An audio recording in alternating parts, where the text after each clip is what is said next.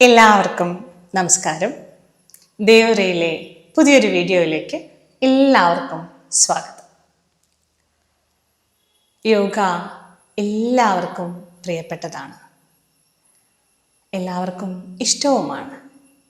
യോഗ ആർക്കെല്ലാം ചെയ്യാം?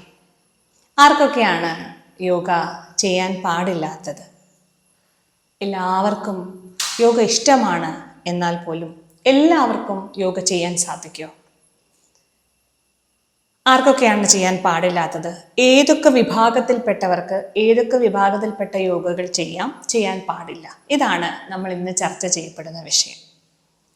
പല യോഗകളും പ്രാണായാമങ്ങളും ഒക്കെ നമ്മൾ പരിചയപ്പെട്ട് കഴിഞ്ഞു. പക്ഷെ ഇത് ആർക്കൊക്കെ ചെയ്യാൻ സാധിക്കുമെന്ന് നമ്മളിങ്ങനെ ജനറലൈസ് ചെയ്ത് പറയാം. പക്ഷെ ഓരോന്നായി നമുക്ക് ആർക്കൊക്കെ ചെയ്യാൻ സാധിക്കും, ഏതൊക്കെ പ്രായത്തിലുള്ളവർക്ക്, എന്തിനൊക്കെയാണ് നമുക്ക് യോഗ ചെയ്യാൻ സാധിക്കുക, എന്തിനൊക്കെയാണ് നമുക്ക് മാറ്റാൻ സാധിക്കുക യോഗ ചെയ്തതുകൊണ്ട്. അതാണ് നമ്മൾ ഇന്ന് ചർച്ച ചെയ്യുന്നത് കേട്ടോ.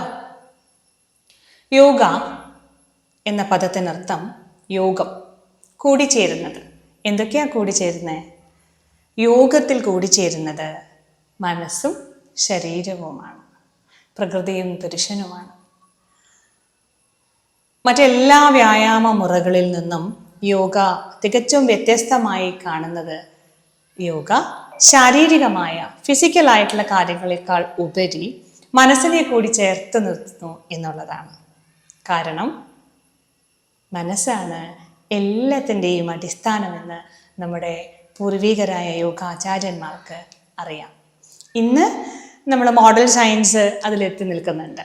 മനസ്സിനെ കൂടി ശ്രദ്ധിക്കണമെന്നൊക്കെ പല ഡോക്ടേഴ്സും പറഞ്ഞു അല്ലേ. മനസ്സിൻ്റെ കൂടി കേന്ദ്രീകൃതമാണ് പല അസുഖങ്ങളും എന്ന് പറയുന്നുണ്ടെങ്കിലും ഏറ്റവും ആദ്യം അത് കണ്ടുപിടിക്കുകയും ഈ ഭാരതം ലോകത്തിന് സമ്മാനിച്ച ഏറ്റവും വലിയ പുണ്യമാണ്, സമ്മാനമാണ് യോഗ എന്ന് പറയുന്നതിൻ്റെ കാരണം മനസ്സിനെ കൂടി പഠിക്കുകയും അതിനു വേണ്ട നിയന്ത്രണങ്ങളും ആവശ്യമായ പ്രാണായാമങ്ങളിലൂടെ ആവശ്യമായ സ്വസ്ഥതയൊക്കെ കൊടുക്കാൻ യോഗയിലൂടെ മാത്രം സാധ്യമാവുന്നു എന്നുള്ളതുകൊണ്ടാണ്. നമുക്ക് ആദ്യത്തെ ചോദ്യത്തിലേക്ക് പോവാം. ആർക്കെല്ലാം യോഗ ചെയ്യാം? കുട്ടികൾക്ക് യോഗ ചെയ്യാം. ഏകദേശം 8 വയസ്സ് മുതലാണ് നമ്മൾ യോഗ ശരിയായ ചിട്ടയായ രീതിയിൽ പഠിച്ചു തുടങ്ങേണ്ടത് എന്ന് പറയുന്നുണ്ടെങ്കിലും ഇപ്പോൾ അതിനേക്കാളും താഴെ ചെറിയ ക്ലാസ്സുകളിൽ തന്നെ യോഗ പഠിപ്പിക്കുന്നുണ്ട്. പൂർണ്ണമായും ആസനങ്ങളും പ്രാണായാമങ്ങളിലേക്ക് കടന്നില്ലെങ്കിലും അവരെ കൊച്ചു കൊച്ചു കാര്യങ്ങളിലൂടെ പഠിപ്പിച്ചെടുക്കാൻ സാധിക്കും. കുട്ടികൾക്ക് അസാധ്യമായ മെയ്വഴക്കവും സാധ്യമാണ് എന്നുള്ളതുകൊണ്ട് വളരെ പെട്ടെന്ന് അവർക്ക് ആസനാസൊക്കെ പഠിക്കാൻ എളുപ്പമാണ്. പക്ഷെ ഒരു പ്രാണായാമത്തിലേക്കും മെഡിറ്റേഷനിലേക്കൊക്കെ പോകുമ്പോൾ കുട്ടികൾക്ക് പൊതുവെ ഒരു മടിയാണ്. കാരണം അതിന് കുറച്ചുകൂടെ ക്ഷമ വേണം.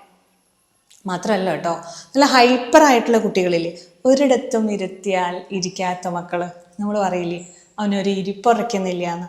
അങ്ങനെയുള്ള ഹൈപ്പർ ആക്റ്റീവായിട്ടുള്ള കുട്ടികൾക്കൊക്കെ ഏറ്റവും അനുയോജ്യം യോഗയാണ്. അവരെ നമ്മൾ അടക്കിയിരുത്തിയിട്ടൊന്നും കാര്യമില്ല. അവരുടെ ഉള്ളിലുള്ള എനർജി കൂടുതലാണ്. അങ്ങനെ ഹൈപ്പർ ആക്ടിവിറ്റി നമ്മൾ പറയുന്നത്. ആ എനർജിയെ പുറത്തു കൊണ്ടുവരുന്ന രീതിയിലുള്ള കാര്യങ്ങൾ അവർക്ക് കൊടുത്ത് അവരെ അടക്കിയിരുത്താനേ സാധിക്കും. അത് യോഗയിൽ സാധ്യമാണ്. അതുപോലെ കുറച്ച് മുതിർന്നവർക്ക്, യുവാക്കൾക്ക്, യുവതികൾക്ക് തീർച്ചയായും ഏറ്റവും അനുയോജ്യമാണ് യോഗ. ഇനി ഇതേ കാറ്റഗറിയിൽ തന്നെ ഗർഭിണികളായ സ്ത്രീകൾക്ക് യോഗ ചെയ്യാൻ സാധിക്കുമോ? ഇതൊരു സംശയമാണ് അല്ലേ. ആ സംശയം വേണ്ട കേട്ടോ.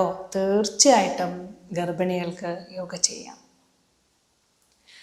അവരുടെ ഡെലിവറിക്ക് മുൻപായി അവരുടെ ഡെലിവറി അനായാസമായി നടക്കാനും അവരുടെ ആയാസം, ശാരീരികമായ ആയാസം കുറയ്ക്കാനും എല്ലാം യോഗ വളരെ നല്ലതാണ്. ആദ്യത്തെ ഒരു 3 മാസത്തിന് ശേഷം അവർക്ക് സാവധാനം യോഗകൾ ചെയ്യാം. അതുപോലെ പ്രാണായാമം ചെയ്യാം. ഭദ്രാസനമൊക്കെ ചെയ്യുന്നത് ഡെലിവറി വളരെ നോർമലായിട്ടുള്ള ഡെലിവറിക്കും വേദന കുറവുള്ള രീതിയിലേക്കുള്ള പ്രസവം കൊണ്ടുപോകാനൊക്കെ വളരെ നല്ലതാണ്. ഒത്തിരി ആസനാസ് ഉണ്ട് കേട്ടോ അതിൽ. പ്രാണായാമം, ആസനാസനം ഒക്കെ ഗർഭിണികളായ സ്ത്രീകൾക്കും ചെയ്യാൻ സാധിക്കും. ഇനി കുറച്ചുകൂടെ വാർദ്ധക്യത്തിലേക്ക് വന്നു. ഈ വർഷത്തെ യോഗയുടെ തീം തന്നെ ആരോഗ്യമുള്ള വാർദ്ധക്യം എന്നതാണ്. ആ വിഷയം സംസാരിക്കാൻ നിന്നാൽ നമുക്കൊരു എപ്പിസോഡ് അതിന് തന്നെ വേണ്ടി വരും എന്നുള്ളതുകൊണ്ട് ഞാൻ വിഷയം എടുക്കുന്നില്ല.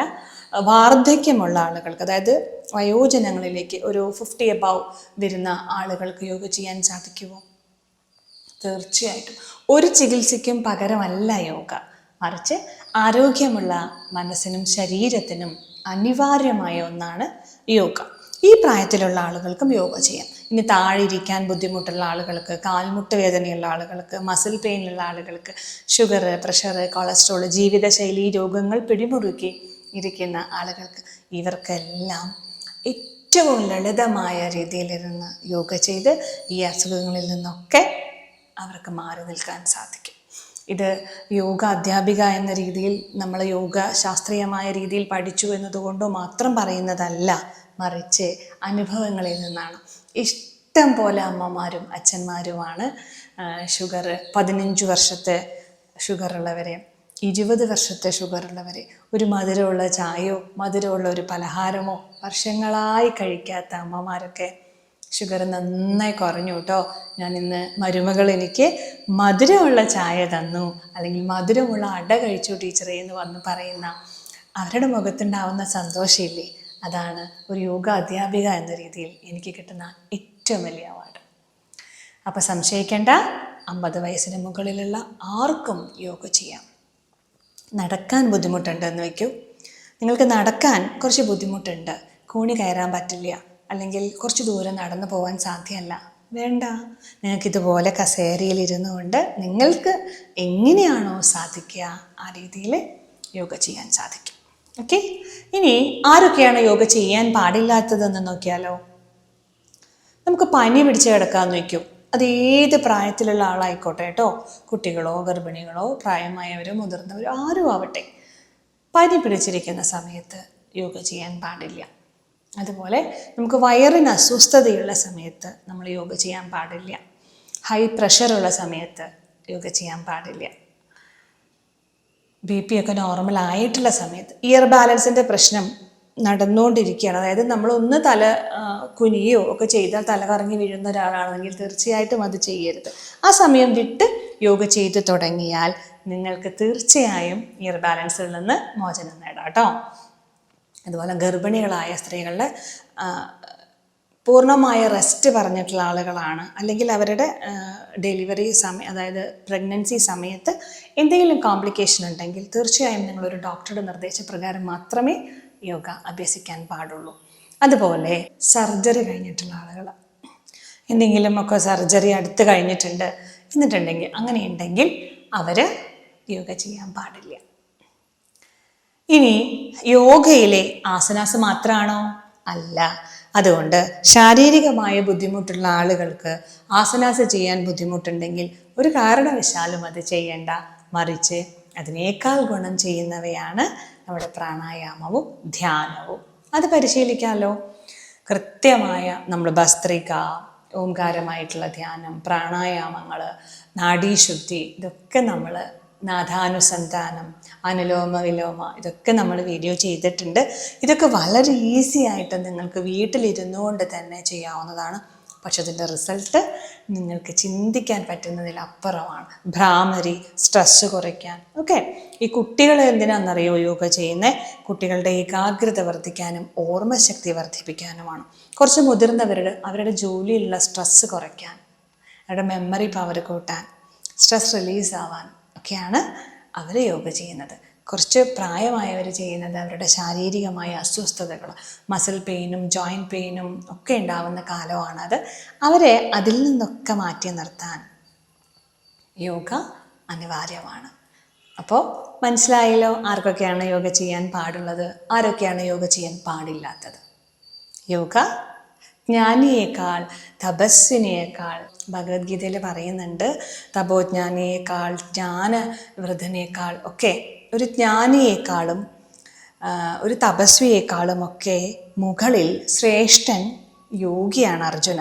അതുകൊണ്ട് നീ യോഗിയായി തീർന്നാൽ മതി എന്ന്, നീ യോഗിയായി തീരൂ എന്ന് പറയുന്നുണ്ട്. അതായത് മറ്റെന്തിനേക്കാളും ശ്രേഷ്ഠമാണ് യോഗിയാവുക എന്നുള്ളത്.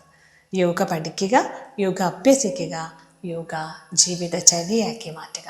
തീർച്ചയായും നിങ്ങൾക്ക് നിങ്ങളുടെ മനസ്സിനും ശരീരത്തിനും സന്തോഷം നൽകുന്നത്. എല്ലാവരും സന്തോഷമായിരിക്കട്ടെ എന്ന് പ്രാർത്ഥിച്ചുകൊണ്ട് മറ്റൊരു കാര്യമായിട്ട് അടുത്ത വീഡിയോയിൽ കാണാം കേട്ടോ. എല്ലാവരോടും സ്നേഹം. നന്ദി.